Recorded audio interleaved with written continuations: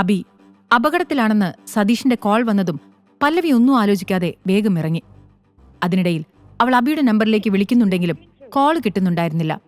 ആ പ്രൊജക്റ്റിൽ നിന്നും പുറത്താക്കിയതിനു ശേഷം വീട്ടിൽ തന്നെ റെസ്റ്റ് എടുക്കാം എന്നായിരുന്നു അവൾ ചിന്തിച്ചിരുന്നത്. ഒന്നിനൊരു മൂഡില്ലാതെ വിഷമിച്ചിരിക്കുമ്പോഴാണ് പുതിയൊരു പ്രശ്നം വന്നത്. അവൾ വേഗം വീട്ടിൽ നിന്നിറങ്ങുമ്പോൾ ഫോണിലേക്കൊരു മെസ്സേജ് വന്നു. അരമണിക്കൂറിനുള്ളിൽ നിങ്ങളിവിടെ എത്തിയില്ലെങ്കിൽ പിന്നെ അബിയുടെ അവസ്ഥയ്ക്ക് നിങ്ങൾ തന്നെയായിരിക്കും ഉത്തരവാദി. ആ മെസ്സേജ് വായിച്ചപ്പോൾ പല്ലവിയുടെ കണ്ണുകൾ ദേഷ്യം കൊണ്ട് ചുവന്നു. സതീഷ്, നിന്നെ ഞാൻ വെറുതെ വിടുമെന്ന് വിചാരിക്കണ്ട. ആ പ്രൊജക്ടിനും ടീമിനും വേണ്ടി നീ ഇത്ര തരം താഴുമെന്ന് ഞാൻ കരുതിയില്ല. ഇതെല്ലാം മനസ്സിൽ പറഞ്ഞുകൊണ്ട് അവൾ വേഗം പോയി. ഒരു ടാക്സിയിൽ കയറി അവൾ ഗോൾഡൻ ക്ലബിലെത്തി. അവൾ വേഗം അകത്തേക്ക് കടന്നു. എന്നിട്ട് സതീഷിന്റെ നമ്പറിലേക്ക് വിളിച്ചു. അബിയോടെ, ഞാനിവിടെ എത്തിയിട്ടുണ്ട്. നീ നേരെ മുന്നിലുള്ള പ്രൈവറ്റ് റൂമിലേക്ക് വാ, അബി ഇവിടെ ഉണ്ട്. സതീഷിന്റെ വാക്കുകൾ കേട്ടതും അവൾ വേഗം അവിടേക്ക് ചെന്നു. പല്ലവി പ്രൈവറ്റ് മുറിയുടെ വാതിൽ തുറന്നപ്പോൾ സതീഷ് കയ്യിലൊരു ഗ്ലാസുമായി സുഖമായിരിക്കുന്നത് കണ്ടു. അവളെ കണ്ടതും അവന്റെ ചുണ്ടിൽ ഒരു ചിരി വിരിഞ്ഞു. പല്ലവി ദേഷ്യത്തോടെ അവന്റെ അടുത്തേക്ക് ചെന്ന് ചോദിച്ചു, അബിയോടെ, നീ എന്തിനാണ് എന്നെ ഇങ്ങോട്ടേക്ക് വിളിച്ചത്? എന്നാൽ സതീഷ് അവൾ പറയുന്നൊന്നും കേൾക്കാത്ത മട്ടിൽ പറഞ്ഞു, ആദ്യം നീ ഇവിടെ ഇരിക്കേ. അവൻ പറയുന്നൊന്നും കേൾക്കാനുള്ള മാനസികാവസ്ഥയിലായിരുന്നില്ല അപ്പോൾ പല്ലവി. എങ്കിലും അവൾ നന്നെ ക്ഷീണിച്ചിരുന്നതിനാൽ അവിടെയിരുന്നു. എന്തൊക്കെയാണെങ്കിലും സതീഷ് തന്റെ സഹോദരനാണെന്നതുകൊണ്ട് അവൾക്ക് പേടിയൊന്നും ഉണ്ടായിരുന്നില്ല. അപ്പോഴവൻ ടേബിളിൽ വെച്ചിരുന്ന കുപ്പിയിൽ നിന്ന് ഒരു പിങ്ക് നിറത്തിലുള്ള ജ്യൂസ് ഗ്ലാസ്സിലാക്കി പല്ലവിയുടെ അടുത്തേക്ക് ചെന്നു. അപ്പോൾ അവൾ അവനോട് പറഞ്ഞു, വേഗം കാര്യം എന്താണെന്ന് പറ. സതീഷ് പുഞ്ചിരിയോടെ പല്ലവിയോട് പറഞ്ഞു, പല്ലവി, നമ്മൾ തമ്മിൽ എന്തൊക്കെ പ്രശ്നമുണ്ടെങ്കിലും ഞാൻ നിന്റെ സഹോദരനാണ്.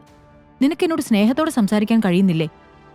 എന്നാൽ പല്ലവി ഇതിനൊന്നും പ്രതികരിക്കാൻ നിൽക്കാതെ സംശയത്തോടെ സതീഷിനെ നോക്കാൻ തുടങ്ങി. എപ്പോൾ മുതലാണ് ഇവൻ ഇത്ര മര്യാദക്കാരനായി മാറിയത് എന്നാണ് അവൾ ചിന്തിച്ചത്. വർഷങ്ങൾക്കു ശേഷം ഇതാദ്യമായാണ് സതീഷ് പല്ലവിയോട് ഇത്ര സൗമ്യമായി പെരുമാറുന്നത് കാണുന്നത്. അതുകൊണ്ടാണ് അവളുടെ ഉള്ളിൽ സംശയം തോന്നിയത്. സതീഷ് തുടർന്നു, നോക്കു പല്ലവി, എനിക്ക് നിന്നോടൊരു പ്രശ്നവുമില്ല. പക്ഷെ അബിയോട് ക്ഷമിക്കാൻ എനിക്ക് കഴിയില്ല. ഓഫീസിൽ വെച്ച് എല്ലാവരുടെയും മുന്നിൽ നിന്നാണ് അവൻ എന്നെ തല്ലിയത്. അതുകൊണ്ട് നിനക്കിപ്പോ എന്താ വേണ്ടത്? പല്ലവി ഇടയിൽ കയറി ചോദിച്ചു. അപ്പോൾ സതീഷ് അവന്റെ കയ്യിലുള്ള ഡ്രിങ്ക്സ് അവളുടെ നേരെ നീട്ടിക്കൊണ്ട് പറഞ്ഞു, എനിക്ക് വേണ്ടി അബിയെ നീ കൺട്രോൾ ചെയ്യണം. അവൻ എന്നോട് ഇങ്ങനെയൊക്കെ പെരുമാറുന്നത് എനിക്ക് സഹിക്കാൻ പറ്റുന്നില്ല. നമുക്ക് പഴയതൊക്കെ മറക്കാം. നമ്മുടെ കുടുംബത്തിൽ ഇത്തരം പ്രശ്നങ്ങൾ നല്ലതിനല്ല. അത് നമ്മുടെ ബിസിനസ്സിനെ തന്നെ ബാധിക്കുന്നുണ്ട്. അതുകൊണ്ട് നീ അബിയെയും കാര്യങ്ങൾ പറഞ്ഞ് മനസ്സിലാക്കണം. ഇനി മുതൽ ഇങ്ങനെയൊന്നും പരസ്പരം ഉണ്ടാവരുത്. പല്ലവി അവന്റെ സംസാരം കേട്ട് ആ ജ്യൂസ് വാങ്ങി മെല്ലെ കുടിച്ചു. എന്നിട്ട് പറഞ്ഞു, ശരി, ഇനി ഇങ്ങനെയൊന്നും ഉണ്ടാവരുത് എന്ന് ഞാൻ അബിയോട് പറയും.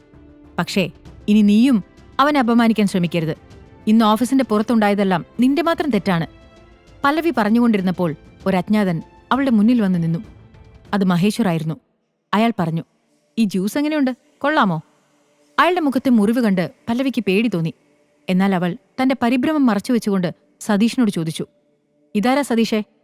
സതീഷ് അത്ര നല്ലവനല്ലെന്ന് പല്ലവിക്ക് അറിയാമെങ്കിലും സ്വന്തം കസിനെന്നൊരു പരിഗണന അവൾക്കെപ്പോഴും അയാളോടുണ്ടായിരുന്നു. അതിനാൽ അവളുടെ മനസ്സ് പറഞ്ഞ പോലെ മോശമൊന്നും സംഭവിക്കില്ല എന്നവൾ ചിന്തിച്ചു. എന്നാൽ സതീഷ് എഴുന്നേറ്റ് ഒരു കുസൃതി ചിരിയോടെ പല്ലവിയെ നോക്കിക്കൊണ്ട് പറഞ്ഞു, പല്ലവി, ഇത് ഞാൻ നിനക്ക് വേണ്ടി കണ്ടെത്തിയ ആളാണ്. ഇവൻ അബിയേക്കാൾ മികച്ചവനാണ്. നിന്നെ അവൻ നന്നായി തൃപ്തിപ്പെടുത്തും. സതീഷിന്റെ വാക്കുകൾ മനസ്സിലായ പല്ലവി ആകെ പേടിച്ചു. താൻ ഇവരുടെ പിടിയിൽ കുടുങ്ങിയിരിക്കുകയാണെന്ന് അവൾ അപ്പോൾ മനസ്സിലാക്കി. എങ്കിലും അവൾ ധൈര്യം സംഭരിച്ചുകൊണ്ട് പറഞ്ഞു, എന്നെങ്ങനെ കൊടുക്കാമെന്ന് നിങ്ങൾ വിചാരിക്കുന്നുണ്ടോ? അതും പറഞ്ഞ് പല്ലവി എഴുന്നേറ്റ് സതീഷിന്റെ കോളറിൽ പിടിക്കാൻ ഒരുങ്ങി. എന്നാൽ അവൾക്ക് പെട്ടെന്ന് തല കറങ്ങുന്നത് പോലെ തോന്നിയിട്ട് സോഫയിലേക്ക് തന്നെ കിടന്നു. എന്നാലും അവൾ പറഞ്ഞൊപ്പിച്ചു, എന്നോടിങ്ങനെ ചെയ്യാൻ നിനക്കെങ്ങനെ തോന്നി?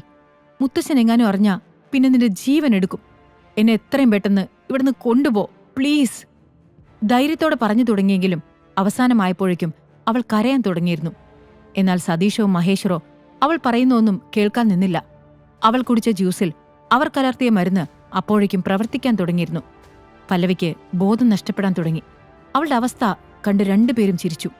സതീഷ് അവിടെ നിന്നും നേരെ പുറത്തേക്ക് നടന്നു. അവൻ വാതിലിനടുത്തെത്തി തിരിഞ്ഞുകൊണ്ട് മഹേശ്വരനോട് പറഞ്ഞു, ബൈ, അപ്പോ ഓക്കെ, ഞാൻ പോട്ടെ, എൻജോയ്, ഓൾ ദ ബെസ്റ്റ്. അതും പറഞ്ഞ് സതീഷ് പുറത്തേക്ക് പോയി. അപ്പോൾ മഹേശ്വർ പല്ലവിയുടെ അടുത്തേക്ക് ചെന്നുകൊണ്ട് പറഞ്ഞു, ഓ മൈ ഡാർലിംഗ്. പല്ലവിക്ക് ബോധം മറയുന്നതുകൊണ്ട് ഒന്നും ശരിക്ക് കാണാൻ കഴിഞ്ഞില്ലെങ്കിലും ഒരാൾ അടുത്തേക്ക് വരുന്നത് അവൾ വ്യക്തമായി അറിയുന്നുണ്ടായിരുന്നു. മറുവശത്ത് അബി ഓഫീസിൽ നിന്ന് ഇറങ്ങിയതേയുള്ളൂ. അവൻ ആലോചിച്ചു, ഇന്ന് പല്ലവി വീട്ടിലുണ്ട്. വേഗം പോയി അവൾക്കുള്ള ഭക്ഷണം പാകം ചെയ്യാം. ഒരുമിച്ചിരുന്ന് ഭക്ഷണം കഴിക്കുന്നതാണ് ഏറ്റവും സന്തോഷം. ഇങ്ങനെയെല്ലാം മനസ്സിൽ ചിന്തിച്ച് അവൻ പാർക്കിങ്ങിൽ നിന്നും ബൈക്കെടുത്ത് വീട്ടിലേക്ക് പോകാൻ തുടങ്ങി. കുറച്ചു നേരമായി അവന്റെ മനസ്സിൽ ഒരു ചെറിയ അസ്വസ്ഥത പോലെ തോന്നിയിരുന്നു. എന്തോ ഒരു ആപത്ത് വരാൻ പോകുന്നത് പോലെ. എന്നാൽ അവൻ അതൊന്നും കാര്യമാക്കാതെ വേഗം വീട്ടിലേക്ക് പോയി. വഴിയിൽ വെച്ച് അബി ഒരു സിഗ്നലിൽ നിർത്തിയപ്പോൾ സതീഷ് ഒരു ബാറിൽ നിന്ന് പുറത്തേക്ക് വരുന്നത് കണ്ടു. അവന്റെ മുഖത്ത് വലിയ സന്തോഷം കാണുന്നുണ്ടായിരുന്നു. അത് കണ്ടപ്പോൾ അബി മനസ്സിലാലോചിച്ചു, ഇത്രയൊക്കെ കാര്യങ്ങൾ നടന്നതിന് ശേഷം ഇവന്റെ മുഖത്ത് എത്ര സന്തോഷമോ. എല്ലാവരുടെയും മുന്നിൽ വെച്ച് എന്റെ കയ്യിൽ നിന്ന് കണക്കിന് കിട്ടിയതാണല്ലോ. എന്നിട്ടൊരു കൂസലില്ല, നാണം കെട്ടവൻ. അപ്പോഴേക്കും സിഗ്നൽ മാറിയതുകൊണ്ട് അവൻ ഒട്ടും സമയം കളയാതെ അതെല്ലാം വിട്ട് ബൈക്ക് മുന്നോട്ടെടുത്തു. ആ ബാറിൽ തന്റെ ഭാര്യയുള്ളത് അവൻ അറിഞ്ഞില്ല. അതേസമയം ഗോൾഡൻ ക്ലബ്ബ് ബാറിലെ പ്രൈവറ്റ് മുറിയിൽ പല്ലവി തന്റെ ശക്തിയെല്ലാം ഉപയോഗിച്ച് സോഫയിൽ നിന്ന് എഴുന്നേൽക്കാൻ ശ്രമിച്ചു. എന്നാൽ അവൾ അതിൽ പരാജയപ്പെട്ടു. ആ മരുന്നിന്റെ എഫക്റ്റ് അപ്പോൾ നന്നായിട്ടുണ്ടായിരുന്നു. അതെല്ലാം കണ്ട് ചിരിച്ചുകൊണ്ട് മഹേശ്വർ പറഞ്ഞു, എന്റെ പൊന്നെ, നിനക്ക് എഴുന്നേൽക്കണോ? ഞാൻ നിന്നെ സഹായിക്കട്ടെ. നിനക്ക് എവിടേക്കാണ് പോകേണ്ടത്? ഞാൻ കൊണ്ടുപോവാം, വാ. മഹേശ്വറിന്റെ വാക്കുകൾ കേട്ട് പല്ലവിക്ക് വെറുപ്പ് തോന്നി. അയാൾ അവളുടെ അടുത്തേക്ക് ചെന്ന് അവളെ എഴുന്നേൽക്കാൻ സഹായിക്കാൻ തുടങ്ങി. അപ്പോൾ അവൾ വെറുപ്പോടെ കൈ തട്ടി മാറ്റിക്കൊണ്ട് പറഞ്ഞു, എന്നെ വിടൂ, എന്നെ തുടരുത്, മാറി നിൽക്ക്. അവൾ എങ്ങനെയൊക്കെയോ പറഞ്ഞൊപ്പിച്ചു. എങ്ങനെ രക്ഷപ്പെടും എന്ന് ആലോചിക്കുന്നതിനിടയിലാണ് അവൾ ടേബിളിൽ ഒരു കുപ്പി വെച്ചിരിക്കുന്നത് കണ്ടത്. പല്ലവി കൈ നീട്ടിക്കൊണ്ട് കുപ്പിയിൽ ബലമായി പിടിച്ചു. അവൾ എന്താണ് ചെയ്യുന്നത് എന്ന് മഹേശ്വറിന് മനസ്സിലാവുമ്പോഴേക്കും അവൾ ആ കുപ്പി അവന്റെ തലയിലേക്ക് അടിച്ചു. അവന്റെ തലയിൽ നിന്ന് മുഖത്തു നിന്നും രക്തം വരാൻ തുടങ്ങി. വേദന കൊണ്ട് പുളഞ്ഞ മഹേശ്വർ പല്ലവിയെ വിട്ടു. നീ നീ നിന്നെ ഞാൻ കാണിച്ചു തരാം.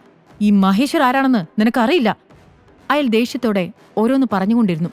പക്ഷെ അയാളുടെ കണ്ണുകൾ അടയുന്നുണ്ടായിരുന്നു. ഈ അവസരം മുതലെടുത്ത് പല്ലവി കട്ടിലിന്റെ പിന്നിൽ പോയി ഒളിച്ചിരുന്നു. ആ മരുന്നിന്റെ എഫക്റ്റ് കാരണം അവൾക്ക് നടക്കാൻ പോലും സാധിക്കുന്നില്ലായിരുന്നു.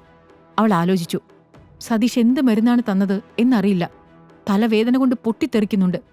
ഈ നീജന്റെ കയ്യിൽ നിന്ന് രക്ഷപ്പെടാനായാൽ ആ സതീഷിനെ പോയി കണ്ട് ഇതിന് പകരം വീട്ടിയിരിക്കും. അവൻ ഇത്രയ്ക്ക് തരം താഴും എന്ന് പ്രതീക്ഷിച്ചില്ല. പല്ലവി ഇങ്ങനെ ഓരോന്ന് ആലോചിച്ചുകൊണ്ടിരുന്നപ്പോൾ മുറിയുടെ വാതിൽ തുറക്കുന്ന ശബ്ദം കേട്ടു. നേരത്തെ പല്ലവി കുപ്പികൊണ്ട് മഹേശ്വരനെ അടിക്കുന്ന ശബ്ദം കേട്ട് അയാളുടെ ആളുകൾ ഓടി വന്നതായിരുന്നു അത്. അവരുടെ ബോസിനെ അങ്ങനൊരവസ്ഥയിൽ കണ്ട് അവർ ചോദിച്ചു, ബോസ്, എന്താണ് സംഭവിച്ചത്? നന്നായി രക്തം പോകുന്നുണ്ടല്ലോ. അപ്പോൾ മഹേശ്വർ മുഖം തുടച്ചുകൊണ്ട് പറഞ്ഞു, ആ നാശം പിടിച്ചവളുടെ പണിയാണ്. സാരമില്ല, ഇതൊരു ചെറിയ മുറിവാണ്. പക്ഷെ അവളെ ഞാൻ വെറുതെ വിടില്ല. എവിടെ അവൾ? അതും പറഞ്ഞുകൊണ്ട് അയാൾ അങ്ങോട്ടും ഇങ്ങോട്ടും നോക്കാൻ തുടങ്ങി. പല്ലവിയെ അവിടെയൊന്നും കാണുന്നുണ്ടായിരുന്നില്ല. അയാൾ പരിഭ്രമത്തോടെ അയാളുടെ ആളുകളോട് ചോദിച്ചു, അവളെവിടെ? എങ്ങോട്ടേക്കാണ് പോയത്? പോയി ആ പെണ്ണിനെ കണ്ടുപിടിക്കൂ. അവൾ ഓടിപ്പോയാൽ വലിയ പ്രശ്നമാവും, വേഗം. മഹേശ്വർ പറഞ്ഞു തീരുന്നതിന് മുൻപ് അയാളുടെ ആളുകൾ അവിടെയെല്ലാം പല്ലവിയെ തിരയാൻ തുടങ്ങി. ഒരാൾ അവിടെ തന്നെ നിന്ന് മഹേശ്വറിന്റെ മുറിവ് വൃത്തിയാക്കാൻ തുടങ്ങി. അതിനിടയിൽ മഹേശ്വർ പറഞ്ഞുകൊണ്ടിരുന്നു, ആ പല്ലവി എവിടേക്കാണ് ഓടിപ്പോയത്? ഇത്രയധികം ആളുകളെ വെട്ടിച്ച് അവൾക്ക് രക്ഷപ്പെടാൻ സാധിക്കില്ല. അപ്പോഴേക്കും പല്ലവിയുടെ ബോധം പതിയെ നഷ്ടപ്പെടാൻ തുടങ്ങിയിരുന്നു. എങ്കിലും അവരുടെ കയ്യിൽ അകപ്പെടരുത് എന്നാഗ്രഹമുള്ളതുകൊണ്ട് അവൾ എങ്ങനെയൊക്കെയോ പിടിച്ചു നിന്നു.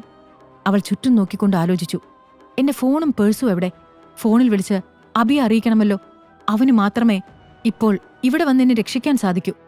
അവൾ ഒന്നുകൂടെ മുറിയിലേക്ക് നോക്കിയപ്പോൾ അവിടെ ടേബിളിന്റെ നടുവിൽ അവളുടെ പേഴ്സ് ഇരിക്കുന്നത് കണ്ടു. ആ മുറിയിൽ മഹേശ്വറും അയാളുടെ ആളുകളുമുള്ളത് അവൾ കണ്ടു. അവരുടെ കണ്ണു വെട്ടിച്ച് എങ്ങനെയെങ്കിലും ആ പേഴ്സിൽ നിന്ന് ഫോൺ എടുക്കണമെന്ന് അവൾ ഉറപ്പിച്ചു. അവൾ ആലോചിച്ചു, അവരിവിടേക്ക് ശ്രദ്ധിക്കുന്നുണ്ടെന്ന് തോന്നുന്നില്ല. മുറിയിലും കുറച്ച് ഇരുട്ടുള്ളതുകൊണ്ട് മെല്ലെ എഴുന്നേറ്റ് നോക്കാം. ഏതു നിമിഷവും ബോധം നഷ്ടപ്പെടും എന്ന രീതിയിലായിരുന്നു അവൾ ഉണ്ടായിരുന്നത്. അവൾ പേടിച്ച് മെല്ലെ സോഫയുടെ പിറകിൽ നിന്ന് പുറത്തേക്കിറങ്ങി. അവൾ മുട്ടുകുത്തി മുന്നോട്ട് നടന്നു. പെട്ടെന്ന് മഹേശ്വർ ആ ഭാഗത്തേക്ക് തിരിഞ്ഞു. അപ്പോൾ അവൾ അവിടെ കുനിഞ്ഞിരുന്നു. പല്ലവിയുടെ ഹൃദയമിടിപ്പ് കൂടിക്കൊണ്ടിരുന്നു.